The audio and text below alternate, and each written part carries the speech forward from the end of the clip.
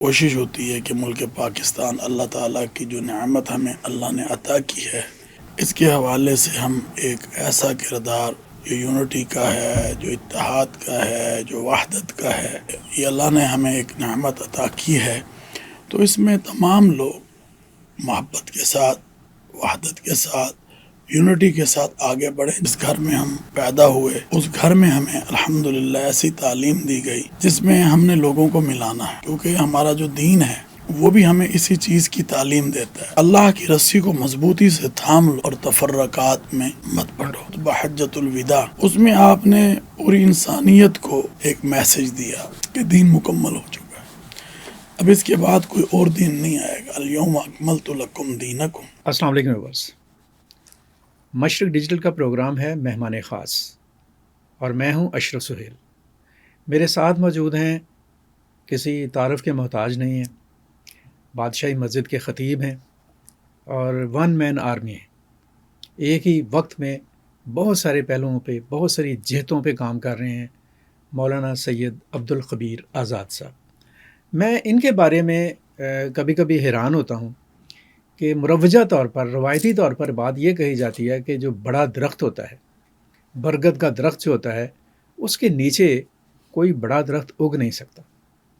ان کے والد گرامی مولانا سید عبدالقادر آزاد، اللہ تعالیٰ ان کے درجات بلند کرے، وہ جس قد کاٹ کے، جس قدور شخصیت کے حامل تھے اور جس طرح سے انہوں نے امت کے لیے، اتحاد امت کے لیے، پاکستان کے مسلمانوں کے لیے، پاکستان کے لوگوں کے لیے، مختلف مکاتب فکر کے لیے اور ایک ہم آہنگی اور یکجہتی جون سی ہے اس کے لیے جو عظیم خدمات انجام دی، وہ بلا شبہ ایک ایسے قدور درخت تھے کہ جن کی وہ شاخیں اور ان کی کونپلیں شاید ہی آسمان کے کو بھی چھو رہی ہوں گی، اور ان سے بھی اوپر، اور اس درخت کے نیچے اس درخت کا اگنا، اور نہ صرف اگنا بلکہ ایک قد کاٹ لینا، اور اس قد کاٹ کے ساتھ اپنی خدمات کی جو ذوفشانیاں ہیں ان کو پھیلانا، یہ ایک امیزنگ آپ کہہ لیں کہ انٹروڈکشن ہے مولانا عبدالخبیر آزاد صاحب کا۔ سر، آپ کو ویلکم، بہت شکریہ آپ کا، آپ تشریف لائے اپنے قیمتی وقت میں سے، ہمارے مہمان خاص بنے مشرق ڈیجیٹل۔ اس وقت آپ خدمات انجام دے رہے ہیں بطور خطیب بادشاہی مسجد اور چیئرمین رویت ہلال کمیٹی کے۔ اس کے علاوہ بھی بہت سارے آپ کہہ لیں کہ آپ کی خدمات کے پہلو ہیں۔ میں آپ سے گزارش کروں گا کہ ذرا ان کے بارے میں تھوڑا سا ہمارے سننے والوں کو اور دیکھنے والوں کو ذرا بتائیے گا۔ بہت شکریہ اشرف سہیل بھائی، میں آپ کا شکر گزار ہوں اور مشرق ڈیجیٹل کا کہ آج مجھے موقع ملا کہ آج ہم بات کر سکیں، اور آپ نے جیسے ایک تعارف رکھا ہے اور بات کی ہے، یقیناً میں اسی طرف آنا چاہتا ہوں، اور ہمارا جو کام ہے وہ بین المسالک، بین المذاہب ہم آہنگی کا ہے، اور کوشش ہوتی ہے کہ ملک پاکستان اللہ تعالیٰ کی جو نعمت ہمیں اللہ نے عطا کی ہے، اس کے حوالے سے ہم ایک ایسا کردار جو یونٹی کا ہے، جو اتحاد کا ہے، جو وحدت کا ہے، اور جو آپ نے ابھی اپنی بات میں جو ذکر ہمارے والد حضرت مولانا ڈاکٹر سید عبدالقادر آزاد رحمۃ اللہ علیہ تعالیٰ کا کیا، جو کہ خطیب بادشاہی مسجد لاہور بھی تھے، اور پھر وہ چیئرمین مجلس علماء پاکستان بھی تھے، اور الحمدللہ انہوں نے اس وقت اس ملک کے اندر یونٹی کے لیے بین المسالک، بین المذاہب ہم آہنگی کی ڈائلاگ کی بنیاد رکھی، اور کوشش یہ تھی کہ یہ اللہ نے ہمیں ایک نعمت عطا کی ہے، تو اس میں تمام لوگ محبت کے ساتھ، وحدت کے ساتھ، یونٹی کے ساتھ آگے بڑھیں، جیسے ہمارے بڑے اس ملک کو بنانے میں حضرت قائد اعظم بانی پاکستان محمد علی جناح رحمۃ اللہ علیہ تعالیٰ کے ساتھ مل کر چلے تھے۔ تو اللہ کا یہ شکر ہے کہ وہ کہتے ہیں نا کہ جس گھر میں ہم پیدا ہوئے اس گھر میں ہمیں الحمدللہ ایسی تعلیم دی گئی اور ایسی بات جو ہے وہ سکھلائی گئی جس میں ہم نے لوگوں کو ملانا ہے، اور کیونکہ ہمارا جو دین ہے، دین اسلام، وہ بھی ہمیں اسی چیز کی تعلیم دیتا ہے. اور قرآن کہتا ہے وَاعْتَصِمُوا بِحَبْلِ اللَّهِ جَمِيعًا وَلَا تَفَرَّقُوا، ولا تفرق. کہ اللہ کی رسی کو مضبوطی سے تھام لو اور تفرقات میں مت پڑو. اور اسی طرح رسول اکرم نبی محتشم صلی اللہ علیہ وآلہ وسلم، جن کو نبی رحمت بنا کر بھیجا، جو ساری انسانیت کے لیے، بے شک. ساری کائنات کے لیے، سارے جہانوں کے لیے رحمت بنا کر بھیجے گئے، ان کی تعلیمات بھی یہی ہیں کہ ٹوٹے ہوئے دلوں کو جوڑا جائے اور لوگوں کے اندر وحدت، اتحاد کو پیدا کیا جائے. اور اسلام ہمیں اسی چیز کی تعلیم دیتا ہے. اگر آپ دیکھیں تو رسول اکرم نبی محتشم صلی اللہ علیہ وسلم نے جو خطبہ دیا، خطبہ حجۃ الوداع، اس میں آپ نے پوری انسانیت کو جو ہے ایک میسج دیا. آپ کو پتہ ہے وہاں ایک ٹھاٹھے مارتا ہوا سمندر تھا، صحابہ کرام رضوان اللہ اجمعین اور انسانیت کا. اور اس میں جو چیز آپ نے فرمائی وہ یہ تھی کہ دین مکمل ہو چکا ہے، اب اس کے بعد کوئی اور دین نہیں آئے گا. الیوم اکملت لکم دینکم واتممت علیکم نعمتی ورضیت لکم الاسلام دینا. اب کوئی اور دین نہیں آئے گا، اب اسی کو فالو کرنا ہوگا، اسی پہ چلنا ہوگا. اور پھر فرمایا کہ یہ آخری کتاب ہے، جی بالکل. قرآن حکیم، جو ہدی للناس ہے، بینات ہے، ساری کی ساری انسانیت کے لیے رشد و ہدایت کا سرچشمہ ہے. اور پھر آپ نے فرمایا کہ میں آخری نبی بنا کر بھیجا گیا ہوں، انا خاتم النبیین لا نبی بعد، میرے بعد اور کوئی نبی اور رسول نہیں آئے گا، اور جو بھی آ کر یہ دعویٰ کرے گا وہ جھوٹا ہوگا اور بے ایمان ہوگا. پھر آپ صلی اللہ علیہ وسلم نے فرمایا کہ عربی کو اجمی پر، اجمی کو عربی پر، کوئی فرق نہیں. امیر کو غریب پر، غریب کو امیر پر، کالے کو گورے پر، گورے کو کالے، کوئی فوقیت فضیلت حاصل نہیں ہو الا بالتقوی. میں کہتا ہوں قرآن کہتا ہے وَلَقَدْ كَرَّمْنَا بَنِي آدم، کہ ہم نے آدم کی اولاد کو عزت عطا کی ہے. اب آدم کی اولاد میں صرف ہم نہیں ہیں، پوری کائنات ہے، پوری انسانیت ہے، تو عزت دی ہے. میں کہتا ہوں میرے نبی حضرت محمد الرسول اللہ صلی اللہ علیہ وسلم نے اس کو پریکٹیکل کر کر جو ہمیں بتایا وہ یہ تھا کہ حضرت بلال کو بلایا اور بلال حبشی کو کہا کہ بلال اس کعبے کی چھت پر کھڑے اور اذان دو. اور مکے کے وہ سارے سردار لین میں کھڑے ہو کر یہ منظر دیکھ رہے تھے.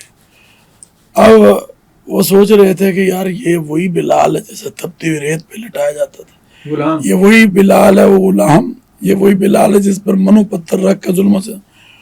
تو یہ اللہ کے نبی صلی اللہ علیہ وسلم صرف بلال کو عزت نہیں بلکہ پوری انسانیت کو بتا رہے تھے کہ انسان کی قدر و منزلت کیا ہے، انسان کی عزت اور عظمت کیا ہے.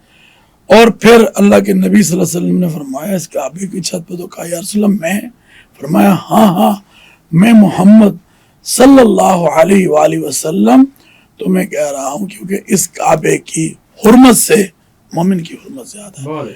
تو میں یہ سمجھتا ہوں کہ آج ہم ان چیزوں کو بھلا بیٹھے ہیں. میں آپ کی توجہ دلانا، آپ نے بڑی خوبصورت بات کر دی، اور آپ نے جو اپنی گفتگو میں جتنا ایک جامعیت کے ساتھ بات کی، آپ نے خطبہ حجۃ الوداع کی بات کی جس میں انہوں نے غلاف کعبہ کو پکڑ کر یہ کہا کہ مجھے تیری حرمت سے زیادہ ایک انسان کی زندگی کی حرمت جو ہے وہ زیادہ عزیز ہے. پھر آپ نے حضرت بلال کا بھی آپ نے ذکر کیا اور کس طرح سے آپ نے انسانیت کو عزت اور حرمت دی، اور جیسے آپ بتا رہے ہیں کہ ہم اس کو فراموش کر بیٹھے.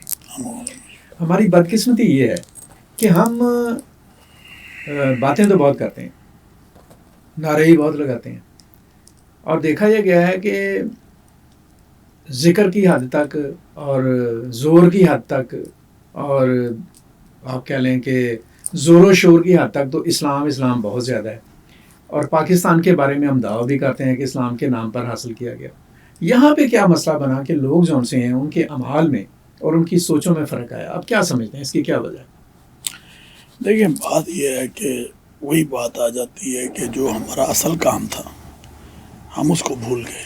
کون جو اصل کام کون تھا. بھول گیا؟ علماء کرام نہیں ہم سب کی بات کر رہے ہیں, سارے, یعنی سب کی بات, من حیث القوم کی بات کر رہے ہیں. ٹھیک ہے. علماء کرام نے تو بات جو ہے اس کو پہنچانا ہے, اور کہیں کمی واقع ہو سکتی ہے, مگر بات جو اصل ہے وہ کہ جہاں پر ہمیں کھڑا ہونا تھا, جس دین نے ہمیں سبق دیا تھا, جس کے بارے میں ہم نے ابتدا میں بھی بات کی, لے کے چلنا تھا, اس میں ہم جو ہے کمزور پڑ گئے. کیوں؟ ہمیں کچھ دنیا کی ایسی چیزیں ہمارے سامنے رکھ دی گئی کہ ہر بندہ اس کے اندر لگ گیا. نفس نفسی کا عالم آج آپ دیکھ لینا ہر طرف کیا ہو رہا ہے. بالکل. اگر دیکھا جائے, اگر ہم اپنی اصلیت کی طرف اگر لوٹ جائیں اور اس کو جو اللہ تعالیٰ کے احکامات تھے اور نبی اکرم حضرت محمد الرسول اللہ صلی اللہ علیہ وسلم کی تعلیمات تھی, اگر ہم اس کو سمجھ کر اس پر عمل پیرا ہو کر آگے نکلیں تو میں یہ سمجھتا ہوں کہ کامیابی کا رستہ ہمارے لیے کھلا ہوا ہے. اچھا حضرت, ذرا یہ بتائیے گا, ذرا دل پہ ہاتھ رکھ کے, آپ اس طرف ہیں, میں اس طرف بیٹھا ہوں, ایک طالب علم کی حیثیت سے میرا سوال ہے کہ یہ جو بگاڑ ہے, دین کا نام بہت لیا گیا, محمد مصطفیٰ صلی اللہ علیہ وسلم سے محبت اور عقیدت پر ہم اپنے سر بھی تن سے جدا کرنے کے لیے تیار ہو جاتے ہیں, جانیں قربان کرنے کے لیے تیار ہو جاتے ہیں, لیکن پریکٹیکلی ہم اس طرح سے نہیں ہیں جو ابھی پہلے ہم نے بات کی. اس میں علماء کا کتنا حصہ, ان کا کیا کردار ہے, تھوڑا سا اسپیسیفکلی بتائیے. بات یہ ہے کہ بچانا نہیں ہے, نہیں بہت سی چیزیں کئی جگہ پر آئی ہیں, اور اس میں جن لوگوں نے تیزی دکھانے کی کوشش کی وہ آپ کے سامنے ہے. جی. دین جو ہے نا, لا اکراہ فی الدین, لا اکراہ فی الدین, دین میں جبر نہیں. جی بالکل. اور ہدایت جو ہے وہ اللہ تعالیٰ کے پاس ہے. میرا اور آپ کا کام ہے لوگوں تک اللہ کی بات کو پہنچانا, اللہ کے نبی صلی اللہ علیہ وسلم کی بات کو پہنچانا. یہ نہیں ہے کہ ہم خود ہی عدالتیں لگا لیں, ہم خود ہی بیٹھ جائیں, ہم خود ہی فیصلے کریں. نہیں, جب ایک ریاست اور اسٹیٹ کی جو ذمہ داری ہے وہ اس نے نبھانی, وہ میں نے نہیں نبھانی, جی. وہ آپ نے نہیں نبھانی. تو آج کئی دفعہ ایسا موقع یا کئی دفعہ ایسی چیز آئی, کیونکہ میں آپ کو پتہ ہے بین المسالک ہمانگی کے حوالے سے بھی دنیا میں ایک سفیر سمجھا جاتا ہے. بین المذاہب آپ کا تو پرسپشن سفر ہے اس کے حوالے سے, تو میں نے کئی دفعہ بہت سے مسائل کو سلجھانے میں بھی کردار ادا کیا. جی بالکل. جیسے مختلف واقعات ہو گئے, آپ دیکھیں جڑا والے کا واقعہ ہے, جی بالکل, گوجرا کا واقعہ ہے, یا مختلف. کیونکہ دیکھیں بات یہ ہے کہ بحیثیت انسان جو قدر و منزلت ہے, اب یہ پاکستان اس لیے نہیں بنا تھا کہ یہاں پر اور جو لوگ رہنے والے ہیں ان کے ساتھ ظلم اور زیادتی ہم کرتے رہیں گے, نہیں, بلکہ یہ سب کے لیے ایک آزاد ریاست تھی. اور بانی پاکستان رحمت اللہ علیہ تعالیٰ کے ساتھ جب کھڑے ہوئے ہمارے بڑے, یا تمام مذاہب سے اور تمام ادیان سے اور تمام شعبہ زندگی سے, تو ان سب کے لیے یہ پاکستان بنایا گیا, اور ان سب نے مل کر. اور آج ہم پاکستان کو مضبوط بنانے میں وہ جو آپ, تو اس کا کردار وہی بڑوں والا ہمیں ادا کرنا ہوگا. میں وقت ہوا ہے تھوڑے سے وقفے کا. حضرت یہ بات کہہ رہے ہیں, بڑی خوبصورت بات کی ہے انہوں نے ابھی, کہ قائد اعظم علیہ رحمت نے پاکستان بنایا, اس لیے نہیں بنایا کہ یہاں پر کھینچا تانی کی جائے, بلکہ اس لیے بنایا کہ اس سرزمین کے اوپر آباد تمام لوگ مل کر اس ملک کی ترقی اور اس معاشرے میں امن کے لیے اپنی خدمات انجام دیں. گفتگو ہماری جاری ہے, بات کریں گے مزید ایک شارٹ بریک کے بعد. ہمارے ساتھ رہیے.